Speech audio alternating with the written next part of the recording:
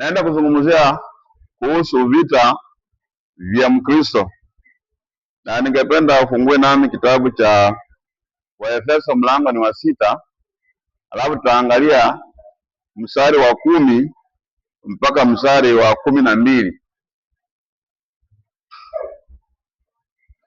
Waefeso 6:10 mpaka 12.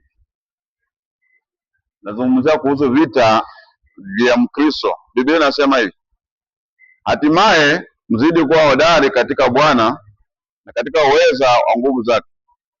Vaeni silaha zote za Mungu mpate kuweza kuzipinga hila za shetani. Kwa maana kushindana kwetu sisi si juu ya damu na nyama, bali ni juu ya falme na mamlaka, juu ya wakuu wa giza hili, juu ya majeshi ya pepo wabaya katika ulimwengu wa roho. Basi katika maisha haya ambayo tunaishi ulimwenguni, kuna kitu ambacho wanadamu wanafahamu kidogo nacho ni hiki ambacho kinazungumzia kuhusu vita ambavyo ni vya kiroho. Kuna vita vinaendelea vya kiroho. Yale maisha ambayo tunayaishi yanategemea na ulimwengu wa roho ambao tuko chini yake. Matukio haya ambayo tunayaona katika ulimwengu yakifanya kazi, yakiendelea, yanatokana na ulimwengu wa roho. Ndio una monitor mambo ambayo yanaonekana katika ulimwengu wa kiasili. Kumbuka wakati ambapo Ayubu aliweza kuvamiwa na shetani. Biblia inasema ya kwamba baada ya kuomba ruhusa shetani kwenda kwa Ayubu na kumuondolea mali, kwa muda mfupi sana shetani aliweza kuingia katika njia tofauti tofauti ambayo hata hakuna mwanadamu angejua kama ni shetani ndiye anafanya.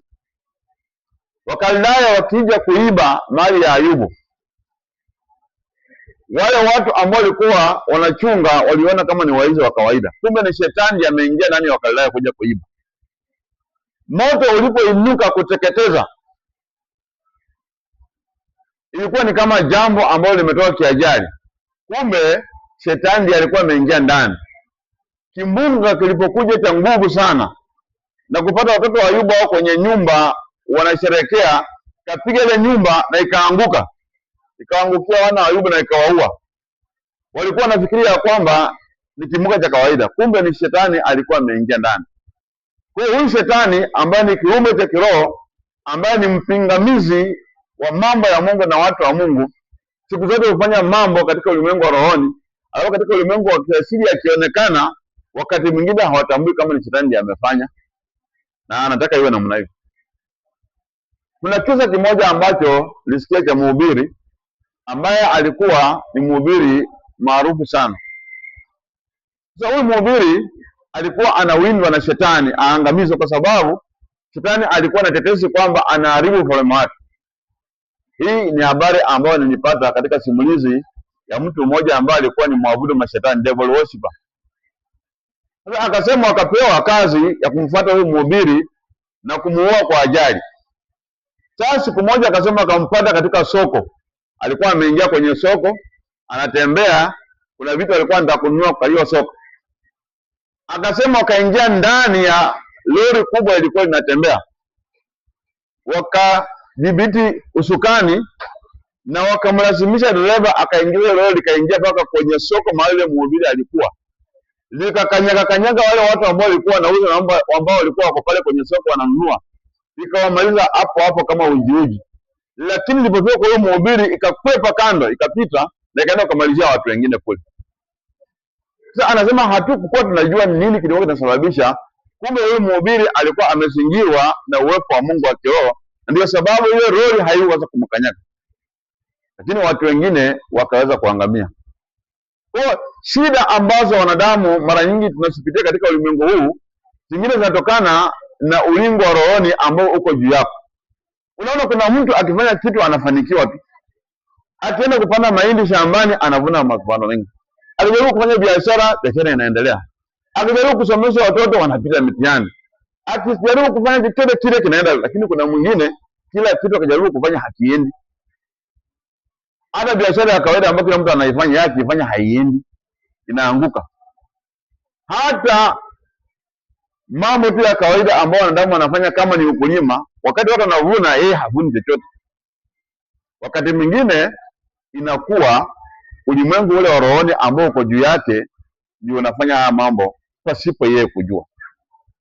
Sasa hapa katika kitabu ambacho tumesoma cha Efeso, Paulo anasimulia Wakristo ya kwamba baada ya wewe kuokolewa na kuwa imara, ujue ya kwamba shetani ambaye ulikuwa ukimtumikia hasikii vizuri anapoona kwamba umetoka kwake. Kwa hiyo kitu ambacho atafanya bidii akomeshe safari yako ya wokovu na Bwana, urudi kwake umtumikie. La sivyo, kama utakatalia pale, akuangamize, kufa gari, kufa dereva, akukose wewe na wewe pia ukose kuishi duniani. Lakini ukweli ni kwamba Mungu ni mwema na mwaminifu, anasaidia watu wake kwa kuokoa na kuwalinda kwa kufunika kila jambo lote ambalo linakuja ambalo liko kinyume na maisha yao. So hapa sasa, jambo hili ambalo Paulo anaambia Waefeso ni kwamba anasema kwamba hatimaye mzidi kuwa hodari katika Bwana. Tunaposoma kitabu cha Yoshua mlango wa 1 mstari wa 6, tunaona Mungu akimwambia Yoshua ya kwamba akaweza kuwa hodari na awe na ushujaa mwingi baada ya Musa kufa. Sema kwa sababu yeye ndiye atakayeridhisha wana wa Israeli waingie katika nchi ile ya ahadi ya Kanaani. Kwa nini Mungu anahitaji Yoshua akaweza kuwa hodari? Kwa nini Mungu anahitaji Yoshua akaweza kuwa na moyo wa ushujaa? Ni kwa sababu alikuwa anajua kwamba kazi ambayo iko mbele yake sio rahisi. Kuna wakuimba ambao tulikuwa tunaimba kitambo, sema tambarare kwa Yesu ni tambarare. Tambarare kwa Yesu hakuna shida. Huo wimbo ni wa uongo. Maana hata sio kimaandiko. Kwa Yesu hakuna tambarare. Hata wakati Yesu anaposema katika kitabu cha Mathayo mlango wa 11 mstari wa 28, anasema njooni kwangu enyi nyote mnaosumbuka na kulemewa na mizigo mizito, nami nitawapumzisha. Anasema jitieni nira yangu. Manake nira yangu ni laini na mzigo wangu ni mwepesi. Wakati ambapo unakuwa kwa sehemu umebeba nira ambayo inakuumiza shingo, Kristo anapokuvua ile nira kuumiza shingo, anakuvalisha nira ambayo haitakuumiza, lakini bado utakuwa na nira. Wakati Yesu anapokutoa mizigo ya dhambi, mizigo ya shetani, hakuwachi tembee huru, anakuwekea mizigo ya haki na kupenda mambo ambayo ni ya kiungu. Kwa hivyo wakati ambapo unaingia katika ulingo huo, jua ya kwamba yule uliokuwa unamtumikia hawezi kusikia vizuri vile umemhama. Lazima atafanya bidii akuregeshe. Kumbuka safari ya wana wa Israeli wakitoka Misri, Farao alipopiga mahesabu na akakumbuka faida ambayo alikuwa anapata ya utumishi wa hawa watu, aliamua akawafuata na jeshi lake awaregeshe ili waendelee kumtumikia pale. Maana alikuwa amekosa utumishi wa bure. Kwa shetani pia anapomuona Mkristo ameponyoka kwake, hakuwachi uendelee kuwa huru. Lazima atahakikisha akujaribu na kuregeshe kule. Na majaribu yanaendelea. Yesu mwenyewe alijaribiwa pale jangwani, na alikuwa ni mwana wa Mungu. Je, itakuwaje wewe na mimi? Lazima sisi pia tutajaribiwa. Kama wapendwa, kuna dhana ambayo wanadamu tunakuanga nayo, na wakati mwingine inatufanya shetani atukalie na atuumize pasipo kujua. Ya kwanza, kuna watu ambao wanasema ya kwamba shetani hayuko. Ile shetani anapojua ya kwamba watu wanaongea kana kwamba yeye hayuko, huwa anasikia vizuri sana. Anataka watu waendelee kushikilia pale pale, wasema ya kwamba yeye hayuko. Sasa akifanya kazi zake zikifanyika, watu watakuwa na laumiane wenyewe kwa wenyewe. Pili, kuna dhana ambayo imeingia ndani ya mawazo ya watu, ambao watu wanajua kwamba shetani ana nguvu nyingi sana mpaka wanamtetemekea. Na shetani wao anataka iwe namna hiyo. Yaani akisikia tu kumsifu. Hata ushuhuda kanisani nasikia, Bwana Yesu asifiwe sana. Wiki hii wapenda shetani alinitembelea, akaleta watoto wangu homa, akaniweka chini hata mimi mwenyewe nikashikwa na kifua kikavu na niuma. Bwana Yesu asifiwe. Mimi sikia leo Mungu amenisaidia. Mimi nasema Bwana Yesu asifiwe sana. Wiki hii mambo yamekuwa mazuri kwangu, lakini baadaye mume wangu alikuja kama mkorofi akanipiga hata kaniumiza, hata nikaenda kwa hospitali nikatibiwa, hata hii alama ambayo unaona hii ni bwana yangu alinipika. Bwana Yesu asifiwe.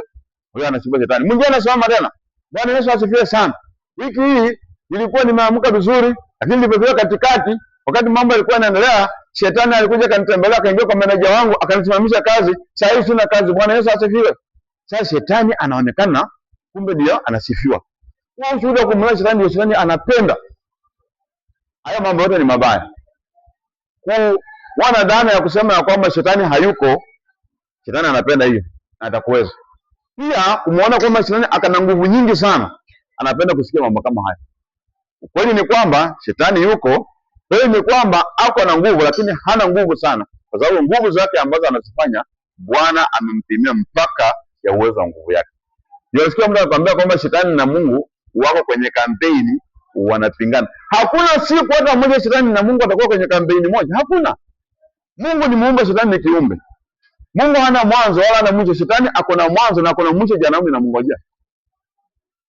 Atakuwaje shetani na Mungu wa kampeni? Hawawezi kukampeni. Jana Bwana Yesu alipewa sifa. Kwa nini kuna vita vinaendelea katika ulimwengu huu? Kwa nini kuna mambo tunayaona ambayo ni kana kwamba hatuyaelewi wapendwa?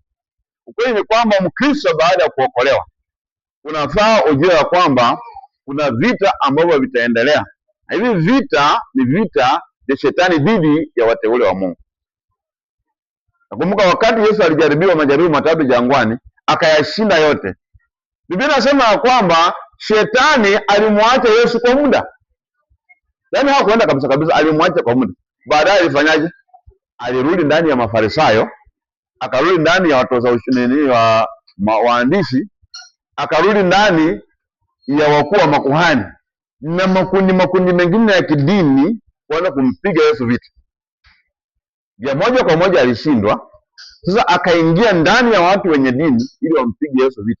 Unaona hata hukumu yake aliposhikwa na nini, wote walikufanyika watu kwa dini ndio walihusika sana kwa kifo cha Yesu Kristo.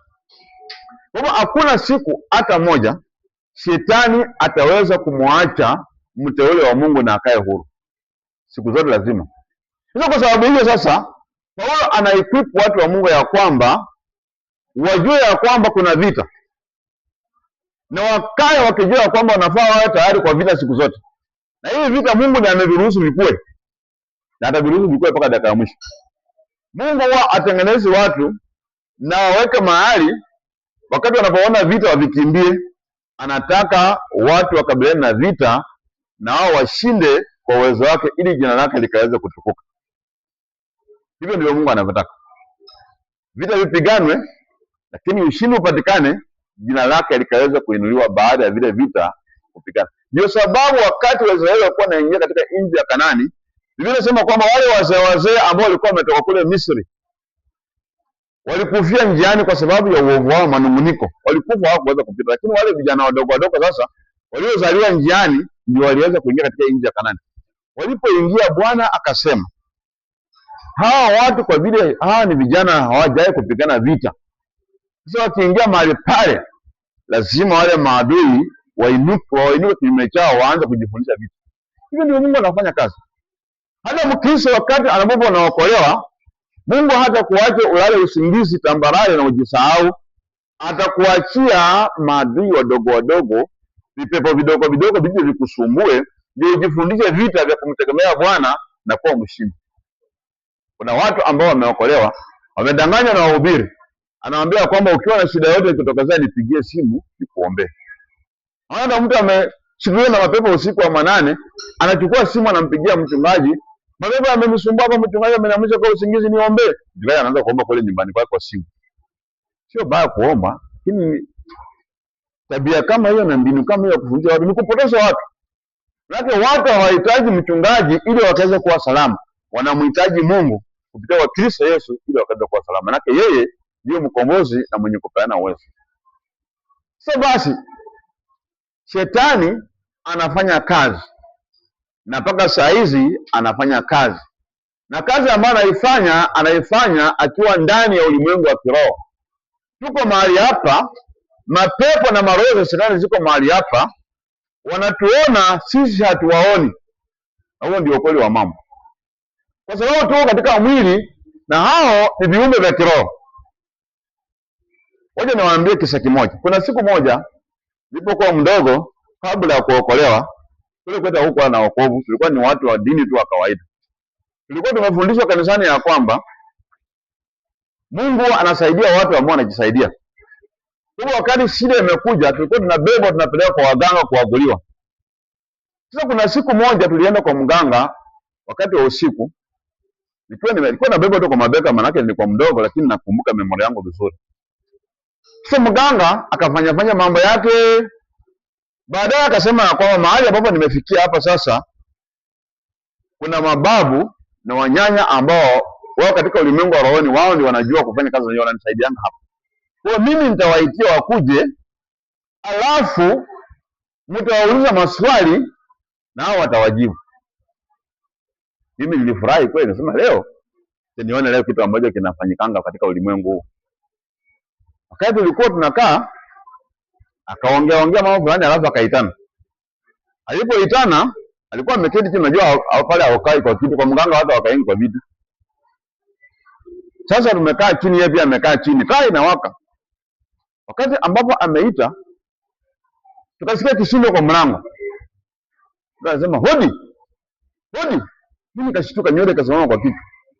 Mganga akasema karibu. Sikia kokoko. Kidogo tena kunasikia tena hodi. Hodi. Mganga akasema karibu. Sema kotongoto. Ingia. Ile furaha ambayo nilikuwa nayo, wasiwasi kaniingia, sasa ile furaha ikaanza kupotea. Baadaye mwingine akaja, tena akapiga hodi hivyo hivyo. Alipokaribishwa kwamba karibu, akasema kwamba hii nyumba siwezi kuingia kwa sababu huyu mama mwenye hii nyumba ni mko wangu. Kwa hivyo mimi nitabaki tu hapa nje. Kidogo tena hodi ikaja ya mwanamke sasa, kama nyanya hivi. Akasema huyu mama huwa anajigamba yeye ni mtu wa vitabu, na sasa yeye aende kwa vitabu vyake vimsaidie. Mbona anatafuta msaada kwetu? Aende kwa vitabu vimsaidie. Mganga akambembeleza akasema hapa, tulia mama, atulia nyanya. Huyu ni mteja wetu amekuja na ako na shida, utaomba tu tafadhali msaidie. Aende kwa vitabu vimsaidie. Akabembelezwa, baadaye akakubali, akaingia. Sasa basi ikawa ukurasa umefika wa kutoa maswali sasa. Dada yangu mama akauliza kwanza. Sema nataka mnielezee habari za msichana wangu ambaye yuko Mombasa. Asema nataka mnielezee habari za msichana wangu. Maana akishika mimba huwa zinatoka. Shida ni nini? Wao wakasema ya kwamba, na mmoja ndiye alisema, msichana wako shida yake kuna vitu ambavyo alifanyishiwa. Na vile vimfanya akishika mimba zinatoka zote. Hili shida msichana wako yuko Mombasa, yuko mbali. Sio vitu vyenyewe ziko kule. Kwa hivyo kama tutaenda, inabidi tuchukue muda mrefu. Sema lakini waje tumalize kazi, hapo baadaye mkitaka tuende tutaenda. Hiyo ilikuwa mwendo wa saa 4. Haya maswali mengine yakaja. Yaani ukiuliza swali unajibu. Sio kuna wakati mambo sasa walikuwa wanadai sasa malipo yao kabla ya kufanya kazi. Wakasema nataka ng'ombe, nataka kuku na kadhaa. Alafu sasa mama akajitetea akasema sasa mimi sina ng'ombe. Mimi naomba tu mnisaidie. Akasema mama, jua ya kwamba uzima wako ni mzuri kuliko ng'ombe. Wewe uko na ng'ombe 3 pale nyumbani. Mmoja unakamua na mwingine ni ndume mweusi yule anaendelea. Sasa wewe ukiona kwamba maisha yako hayana udhamana na ng'ombe wako, acha endelea kana ng'ombe wako, uangamie na ng'ombe wako. Ama utoe ng'ombe na ukue salama. Na kweli wale ng'ombe ambao wanasemekana ni wale wako nyumbani. Sasa akapiga mahesabu.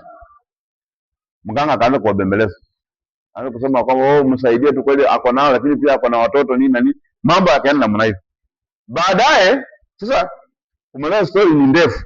Ukana hiyo story, baada ya muda tu asubuhi kama muda saa 5 usiku, wakasema kwamba sasa kama unataka tuende Mombasa wacha twende. Lakini Mombasa ni mbali. Akasema endeni. Wakatoka. Tulikaanza kulala usingizi. Saa 11 asubuhi kasikia kishindo. Ameshaingia. ule uchawi ambao walikuwa wameweka wamebeba wameuleta hapo. Wakasema tumerudi, wakasema tumempata amelala, hata hakutuona, amelala kabisa. Hizo tumefanya kazi yetu, tumebeba hizo vitu, tumelala ndio hizi hapo. Saa 11 asubuhi. Sasa baada ya hapo dadangu alipopata mimba akazaa mtoto wake kijana yake ambaye ako naye yule mkubwa. Sasa basi ukweli ni kwamba katika ulimwengu wa rohoni kuna roho ambazo zinafanya kazi chini ya shetani na zinafanya kazi kweli. Lakini ukweli ni kwamba hazifanyi kazi kama uwezo wa Mungu. Ulimwengu wa giza uko na unafanya kazi na matokeo yanaonekana. Kule bara kuna wakati ambapo mashetani haya mapepo maroho yanatuma kuchoma nyumba za watu. Na sasa watu wamegundua wakati nyumba inateketea inashika moto, watu kutoka nje wakaangalia moto umeanzia wapi. Ukiwa umeanzia huku chini wanajua ni mtu amewasha. Lakini kama umeanzia katikati juu ya nyumba wanajua ni mashetani yamewasha. Alafu moto ambao umechomwa na mtu, umewasha na mtu, unaweza kuokoa hata mbuzi ama kuku. Lakini moto ambao umewasha na yale mashetani yale mapepo yale majini, hakuna hata kitu kimoja kitaokoa kwa hiyo nyumba, hata kimoja akipepo. Sasa watu wanajianga watu moto umeanza juu wanasema huyu ni mashetani. Ukiwatoka chini si mtu amechoma hiyo nyumba. Inafanya kazi. Inafanya kazi mbovu ya kuangamiza na kuchokora akili ya watu. Sasa inafanya watu wengi wanaacha kumwangalia Mungu, wanakuja wanaangalia mambo ya giza. Kwa hivyo shetani anatambulika katika Biblia. Yesu anamtambua shetani kama mkuu wa ulimwengu. Tuangalie Yohana mlango wa 14 mstari wa 30. Yesu anamtambua shetani kwamba yeye ni mkuu wa ulimwengu huu. Katika Yohana 14 mstari wa 30, Biblia inasema kwamba mimi sitasema nanyi maneno mengi tena, kwa maana yuwaja mkuu wa ulimwengu huu, wala hana kitu kwangu. Sasa Yesu anamtambulisha shetani kama mkuu wa ulimwengu huu. Ndio sababu naona wakati shetani anamjaribu Yesu pale jangwani, kuna moja ya jaribu ambayo shetani anampatia Yesu, anamwambia kwamba mali hii ya ulimwengu wote nitakupatia iwapo tu utapiga goti na kunisujudia mimi. Yesu akamwambia, hakukana, kile akamwambia imeandikwa, msujudie Bwana Mungu wako peke yake. Sasa unaona shetani mali ya ulimwengu ameiweka mikononi mwake, ameikamata. Mungu ameruhusu tu ikae pale.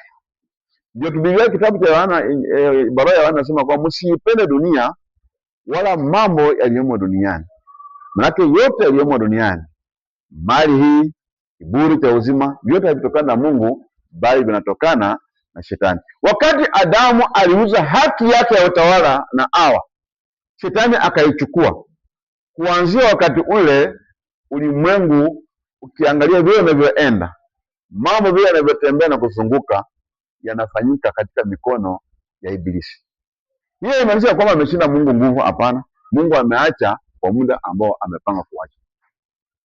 Sasa Yesu anasema kwamba mkuu wa ulimwengu anakuja katika mstari wa 30. Lakini sasa habari njema ni kwamba anasema wala hana kitu kwangu.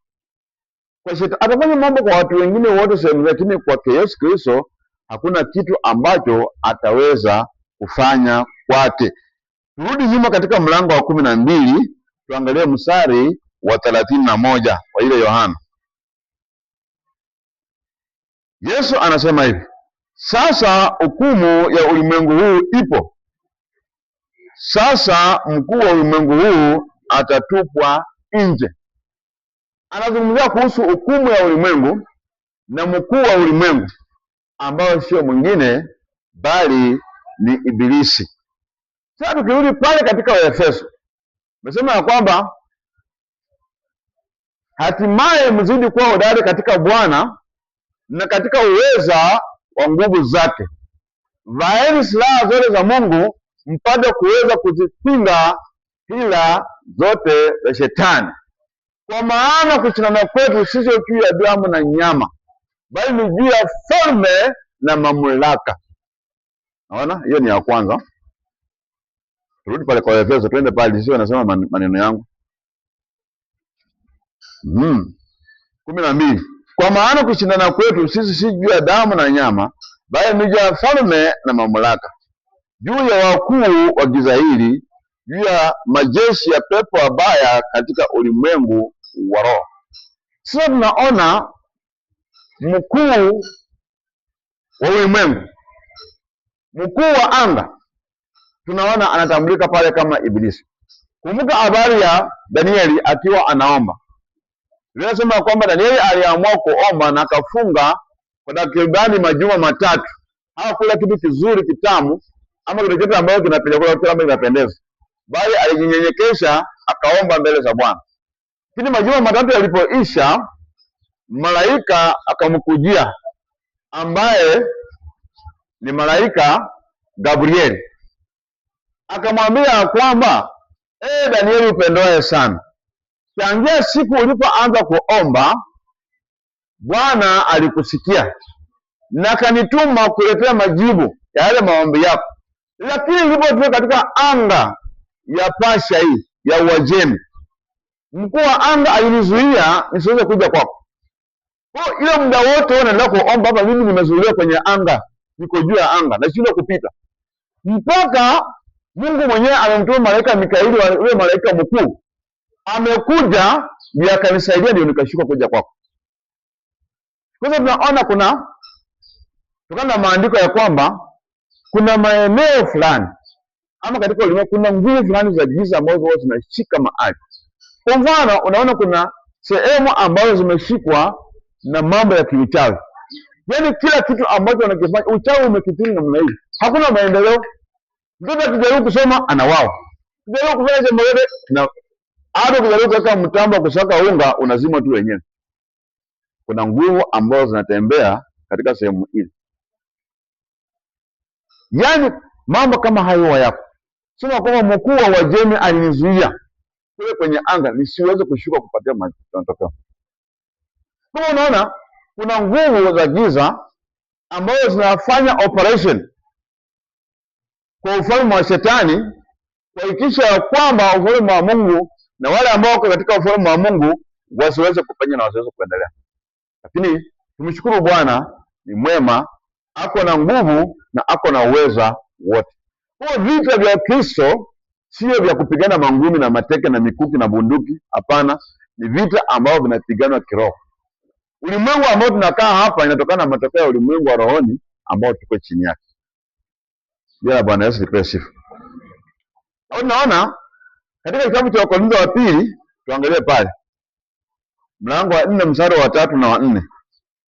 Biblia inataja kwamba Shetani ni mungu wa dunia hii. Haya ni maandiko, sio mimi nasema, ni Biblia ndiyo inasema. Wakorintho wa pili mlango ni wa 4. Mlango ni wa 4 na mstari ni wa 3 na wa 4. Biblia inasema hivi. Wakorintho wa pili mlango wa 4 mstari wa 3 na wa 4 inasema, lakini ikiwa injili yetu imesikika kwa hao wanaopotea, ambao ndani yao mungu wa dunia hii amepofusha fikira zao, wasioamini, isiwazukie nuru ya injili ya utukufu wake Kristo aliye sura ya Mungu. Nasikia? Mungu wa ulimwengu huu amepofusha fikira za watu wasioamini wasiweze kuona nuru ya Mungu ya injili wafikie. Ndio sababu unaona injili inapohubiriwa, Mungu wa dunia hii ameleta watu wake wa kupinga. Maroho ziko pale zinapenda sema uongo, hata mwingine anahubiri sema uongo huo. Sio mtu anazungumza, ni Ibilisi amepofusha fikira zao na ameingia ndani ya mioyo yao.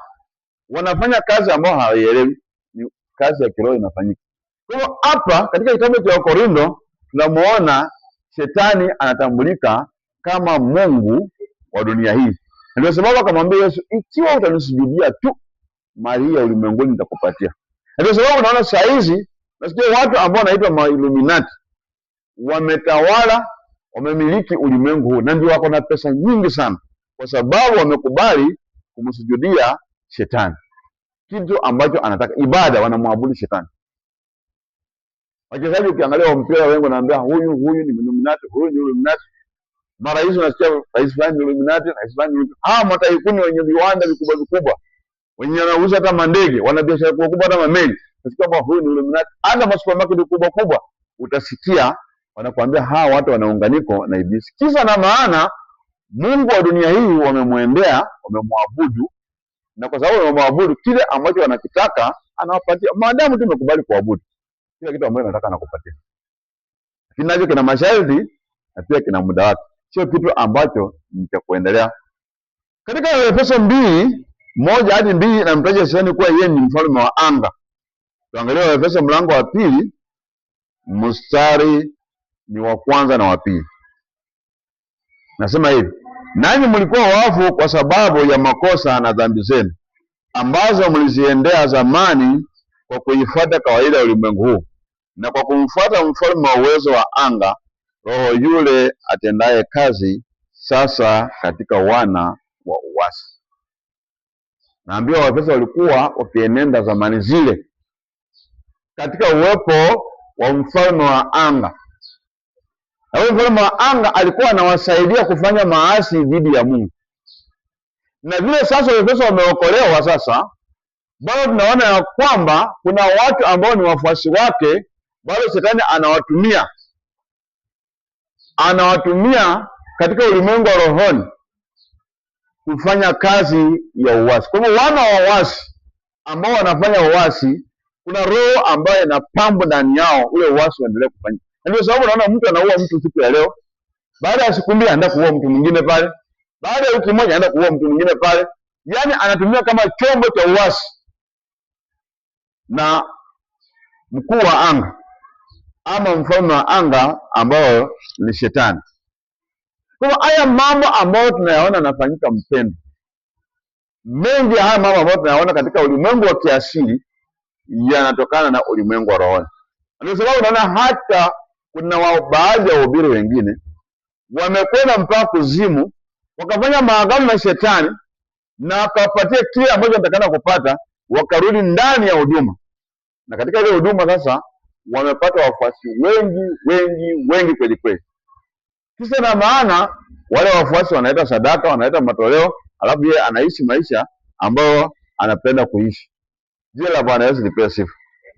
Kwa hivyo sasa katika ulimwengu huu ambao tunauona wa kiasili, tunaona kwamba ulimwengu wa roho ndio unaoendesha ulimwengu wa kiasili. Sasa sisi kama Wakristo tunaambiwa kwamba tuko kwenye vita na tumepewa silaha. Tunasoma katika Waefeso, tuendelea kusoma pale chini, inakuonyesha silaha ambazo unafaa ukuwe nazo ili uweze kuzipinga hila za shetani. Sio wali ambao utabeba, sio bunduki, sio kisu, sio panga. Silaha za kiroho ambazo ukiwa nazo, ukiwa umezivaa, Biblia inasema kwamba sisi kama Wakristo tumvae Kristo. Silaha zile za rohoni tunapewa na Roho Mtakatifu kupitia kwa Kristo Yesu. Na tunapokuwa nazo sasa, tunapovaa zile silaha za rohoni, Biblia inasema kwamba tumemvaa Kristo, na hapo ndio tuna uwezekano sasa wa kusimama na kupinga hila za shetani. Kwa hiyo hila za shetani hautaweza kuzipinga hivi hivi kwa nguvu zako. Unazipinga kupitia kwa silaha ambazo umepewa. Katika zile silaha naona lazima uwe umeokolewa, ambao ni japewa ya wokovu. Lazima uwe ni mtu ambaye anapenda haki, ambao ni ridhia haki. Lazima uwe ambao anapenda kutembea ndani ya ukweli kama mshipi. Unafaa uwe mtu ambaye uko tayari kuhubiri injili ya amani. Unafaa uwe na ngao ya imani, ambao mishale ya shetani ikiletwa unazima na imani. Maana wakati shetani anamjaribu Yesu kwamba fanya hili, Yesu alikuwa anamwambia inaandikwa. Imani ndani ya Mungu ndio neno lako. Alafu unakuwa na upanga wa neno la Mungu ambayo unatumia kushambulia shetani. Sasa basi shetani tutamshambulia watu wapendwa. Wakati shetani anapotembea na kufanya kazi, akijaribu huku akiona kwamba hashikiki vizuri, anawatumia wale maajendi wake, wale watu ambao hawajaokolewa. Unajua hizo ndizo vyombo vyake, ndio makao yake yako mahali pale. Sasa akitaka jambo lolote akiwatumia wale hawana shida na yeye kuwatumia. Anaweza kutumia vyovyote vile kama maajendi wake na kufanya kazi. Na hiyo ndio kazi yao. Sasa sisi kama Wakristo tumepewa zile silaha. Na silaha zenye tumepewa ni za rohoni. Za kufanya kazi gani? Tuangalie Wakorintho wa pili 10:3 hadi 5 na tumalizie hapo.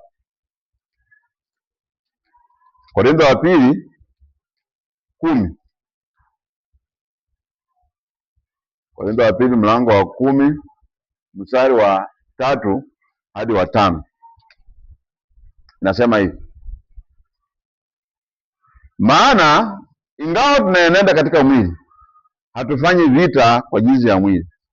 Maana silaha za vita vyetu si za mwili, bali zina uwezo katika Mungu hata kuangusha ngome. Tarejelea tena mstari wa 4. Maana silaha za vita vyetu si za mwili, bali zina uwezo katika Mungu hata kuangusha ngome. Ngome gani hizo? Mstari wa 5.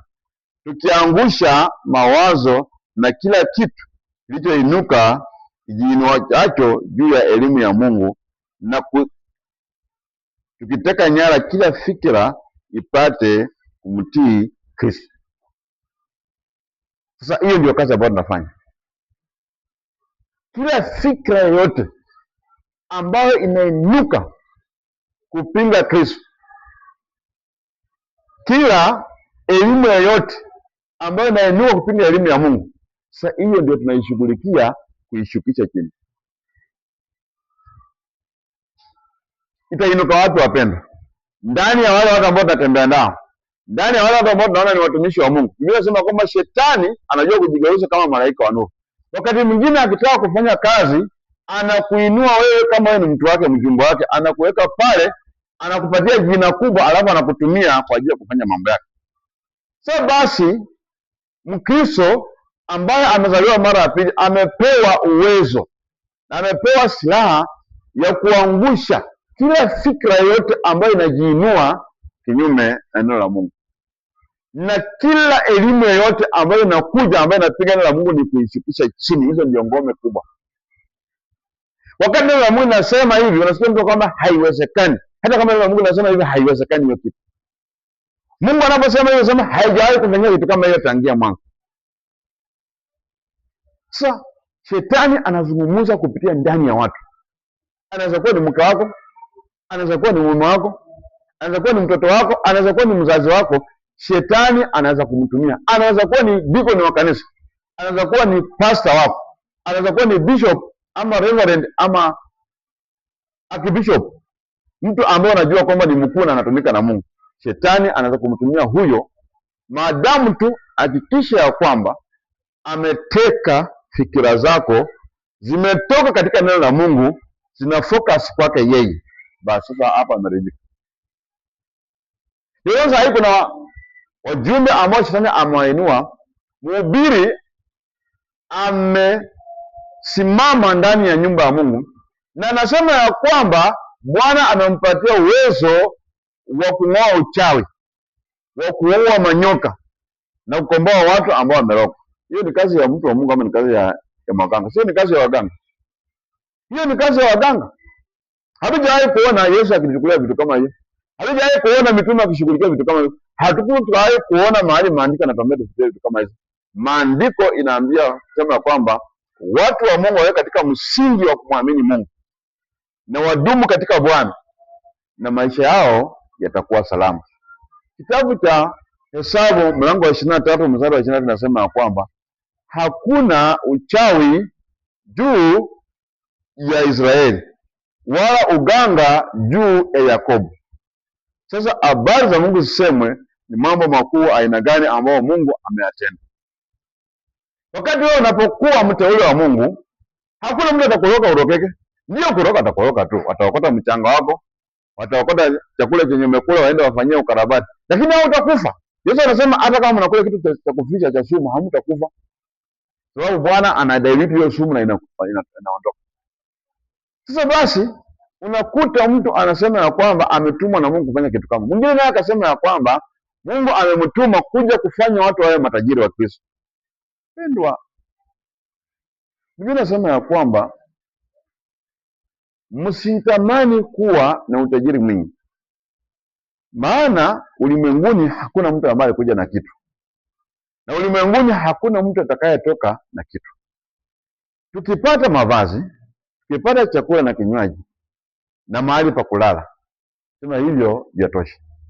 Haya mengine yote yanawafanya watu wanatumika katika mtego wa Ibilisi. Sasa wapendwa, vita vya kiroho ni hivi, ni kwamba utasimama na silaha za Mungu na ukaweze kuangusha kila fikra ambazo zinajiinua kinyume na Mungu Kristo, na elimu yote ambayo inajiinua kinyume na Kristo ni kuiangusha. Tutaiangusha vipi wapendwa? Wakati mtu anapokuambia jambo, mwambie maandiko inasema hivi. Usimwogope, ambia yale mambo umeongea ni vizuri, lakini maandiko inasema hivi. Kama jana nilikuwa nazungumza na jamaa mwingine siku, ananiambia yeye amekunywa pombe ya shilingi 10,000 na marafiki zake wanaenda kunywa pombe, yeye ameamua kuwaacha kwa sababu yeye amechoka, naona watamtia hasara, naamua kwenda nyumbani. Tukaongea na yeye, nikamwambia lakini unajua kwamba wanywaji wa pombe hawataenda mbinguni. Nasema lakini sasa mimi naamini kwamba kuna watu ambao hawakunywi pombe lakini wanafanya matendo mazuri. Kuna watu ambao wanakunywa pombe wanafanya matendo mazuri. Kuna watu ambao hawakunywi pombe lakini wamejaa roho mbovu kabisa. Akaongea, nikamwambia sawa, umeongea mambo yako, haya ni maoni yako, lakini maoni yako hayawezi kufanya kitu. Neno la Mungu linasema namna gani? Tukaingia katika neno la Mungu, sababu baadaye akakubali, anakanyamazia hapo. Ukweli ni kwamba kila siku shetani huwa anazungumza na wewe, kila siku kupitia kwa watu wake, anapitia hata kwa watu ambao wanaona kama ni wateule. Maadamu tu mtu akiongea neno ambalo haishikani na neno la Mungu, basi huyo ni mjumbe wa shetani ama ametumwa na shetani kwa wakati ule. Yesu alipoenda Kaisaria Filipi, akauliza wanafunzi wake, watu wanaona mimi ni nani? Wakamwambia mambo mengi. Akasema lakini nyinyi unaona mimi ni nani? Petro akamwambia wewe ni mwana wa Mungu aliye hai.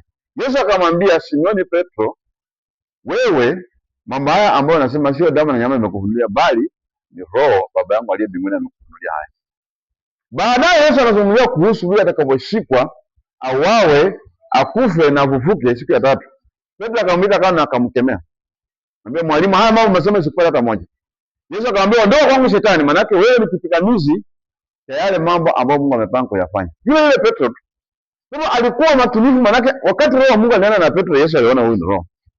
Wakati shetani ananena na Petro, Yesu anatambua huyu ni shetani, sio yeye.